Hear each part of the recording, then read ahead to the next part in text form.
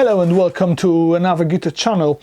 Another guitar channel is a channel for all those guitarists who cannot play the guitar but they are into the gear. They love to turn the knobs. They love to, like, you know the history of instruments and things like that. So if you like things like that, that's the place for you. Hiya, my name is Xantip Fog Master. Today we're going to go back to 1996. Probably some of you guys wasn't even born yet. That's what I'm assuming. In 1996 I was the happy owner of the first, let's say, professional, that's what I thought then, instrument I bought in my life. It was Epiphone G400 and I was amazed by this instrument, and I've chosen it from the black and white catalog of Epiphone. Year after that, to the shop that I was purchasing my guitar, and after that I was working in this shop with my friends, came the catalog of Epiphone, which was full colored, and we were like, sitting, oh, that's nice, because there was that kind of shops in Poland by then that actually you still was looking at the catalogs. Of course there was no internet and no mobile phones. Maybe there was some kind of Siemens S6 mobile phones, maybe that's the time, but actually there was no internet at all. So if you didn't have something real, then you could look at the pictures if you had the real picture of it, the real printed picture. So that's what it was. And we were looking at the catalog of this Epiphones, and there was a special page which was containing Les Paul standards in many different colors, which was quite amazing, because before that you could only buy you could have only buy Epiphone with, like sunburst, gold tops and things like that, standard ones. And in that catalog, Epiphone introduced green, red, blue, yellow, and very special instruments, out of this world. And everybody was like, wow, that's so amazing. True story, bro. It is still amazing. Those instruments were looking like that.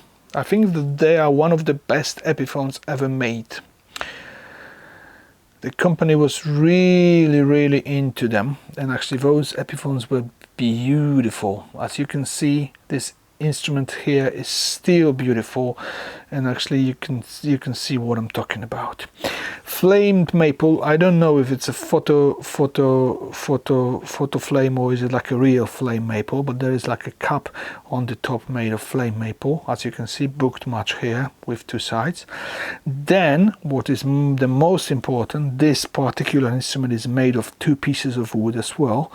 I'm not sure if it's a mahogany or different kind of wood, because Epiphone at that time was like experimenting with different types of wood, but catalog was saying it is still like a mahogany. I'm not pretty sure if it is mahogany or not. Gotcha. Okay, so all right, now something from a different barrel. Just look here.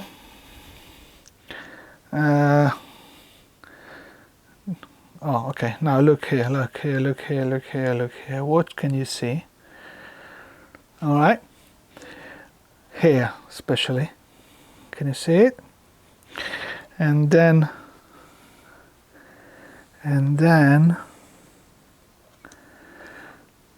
that's it. No, here, look here as well.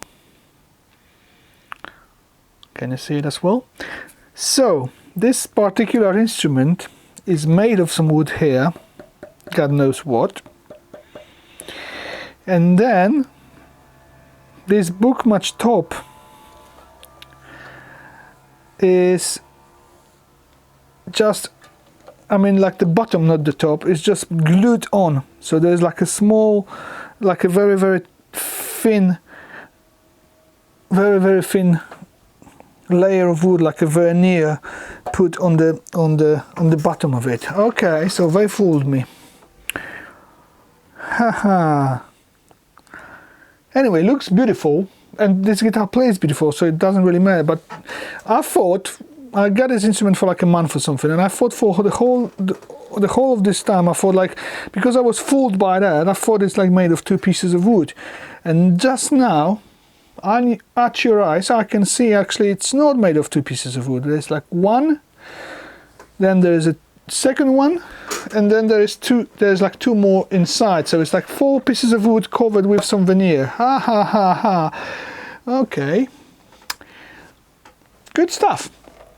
So that's what it is. I need to record the end of the polish video when I didn't even like find out about it. Anyway, so like I'm saying, Epiphone was really cheeky by that time, and they were making lots of tricks, you know, with what they were using for the instruments. Okay, they really fooled me. Fine. Anyway, mahogany neck, looks like mahogany here.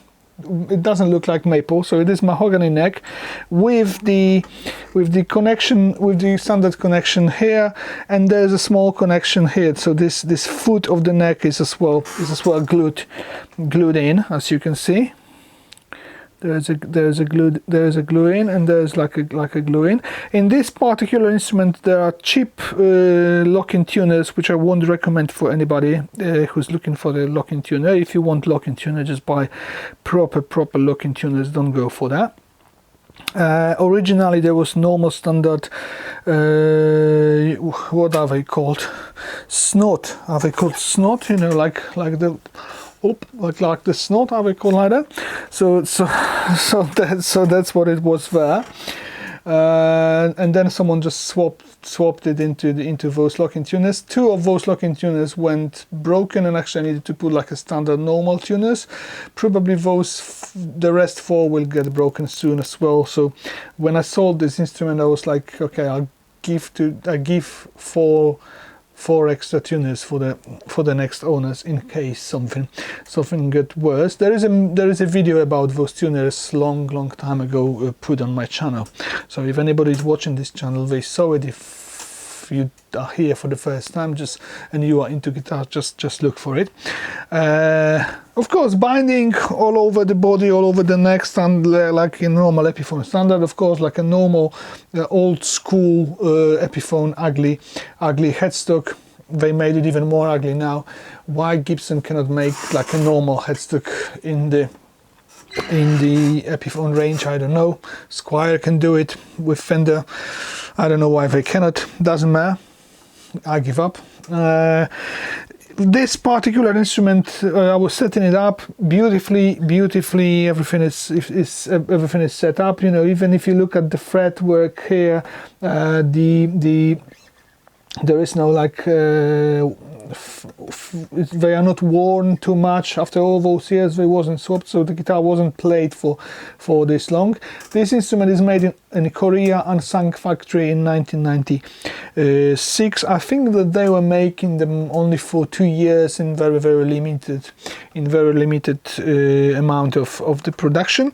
Of course, originally the instrument has 2 standard Epiphones pickup, which are rather not so good, and when I bought it with a pair of Seymour Duncans, which I took off because I had 2 of SH8 Invader. I put this one under the bridge downtown, and then in the neck position I used like old fog up pickup, which I was like selling for a while in Poland from my shop. Doesn't exist anymore, so it's not like a product placement here, but it is a very good quality pickup from China. You can find the same pickups with many different brands. Warman, for example, will sell you them. Very good it is very good pickup. But the most important pickup here is the SH8 Invader from Seymour Duncan, which is as well the topic of this video, because for years I didn't like this pickup. I thought it's too muddy, too bassy, and actually when I had it in one of the guitars I used to have long time ago, I was like, no, that's not my type of pickup. It's not my cup of tea. I don't like it that much, and there's lots of better pickups which, you know, I could choose from. And whenever someone was asking for the pickups, I was always like recommending this pickup is not the best of the range of Seymour Duncans.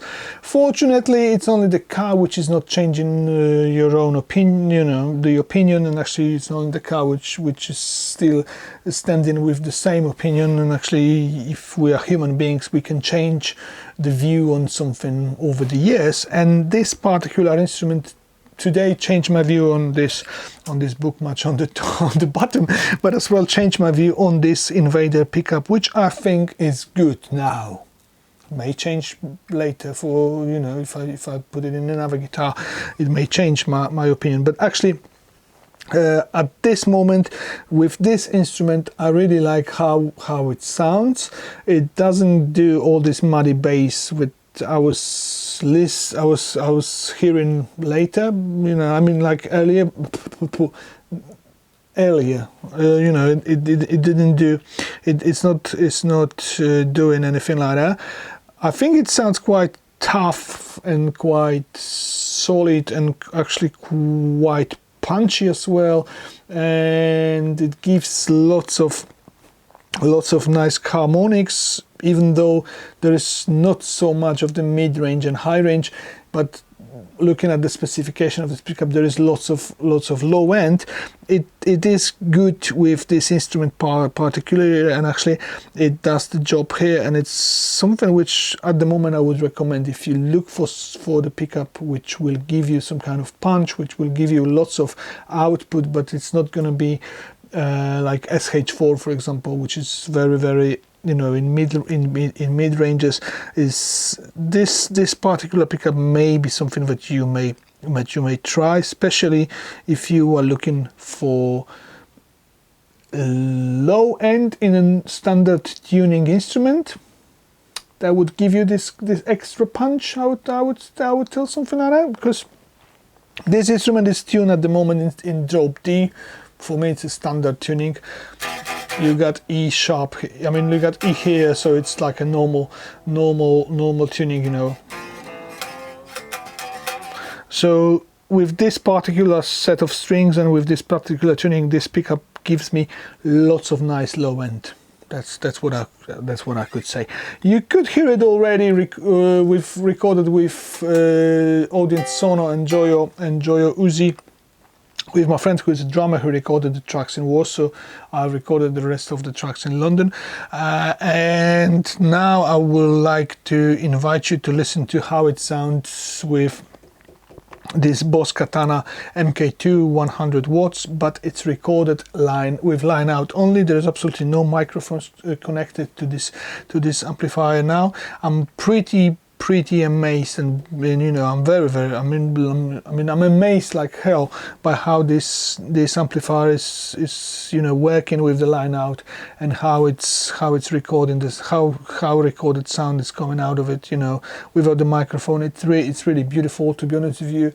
For your home recording, for your small gigs, I don't think that you need anything more than that. For recording, it's very like comfortable as well, so you know, you can just turn the monitors down and record really you know, like silent when you're playing, so it's good.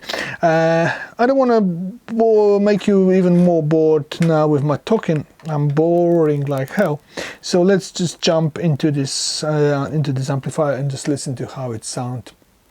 On many settings, you will see the settings. Bye bye. Thank you very much for watching and navigate the channel. Good. Stay tuned, motherfuckers.